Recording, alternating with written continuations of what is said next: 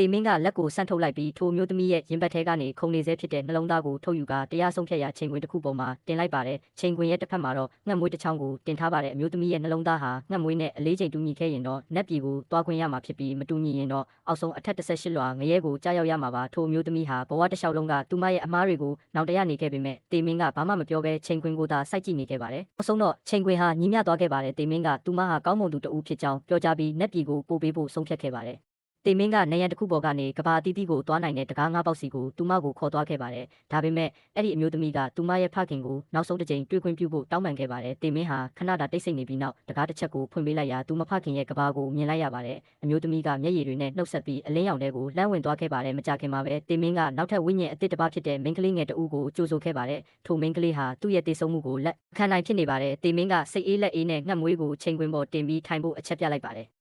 တေမင်းကသူ့နှလုံးသားကိုထုတ်ယူဖို့လက်လန်းလိုက်တဲ့အခါမှာတော့မိန်းကလေးကတားလိုက်ပြီးသူ့ရဲ့ကံကြမ္မာကိုပြောင်းလဲဖို့စူးစမ်းရင်းချိန်ခွင်ကိုခိုးပြီးဖိချလိုက်ပါတယ်။တေမင်းကအဲ့ဒီလိုလုပ်ရင်လုံးဝပျောက်ကွယ်သွားလိမ့်မယ်လို့ဒေါသတကြီးသတိပေးခဲ့ပေမဲ့မိန်းကလေးကအရှုံးမပေးဘဲလူလောကကိုပြန်ပို့ပေးဖို့တောင်းပန်နေခဲ့ပါတယ်။ရုတ်တရက်လှုပ်ဝက်ဆန်းကျယ်တဲ့စွမ်းအားတစ်ခုကငရဲပြည်ကိုဖောက်ထွင်းပြီးသူ့ဝိညာဉ်ကိုဆွဲထုတ်သွားခဲ့ပါတယ်။တစ်ချိန်တည်းမှာပဲအေးဆက်နေတဲ့သူ့တန်မြေပြင်ကနေလက်တဆုံဟာမြေကျဒီတဲကနေဆန်းတန်းထွက်လာခဲ့ပြီးထိုမိန်းကလေးဟာတကယ်ပဲအသက်ပြန်ရှင်လာခဲ့ပါတော့တယ်။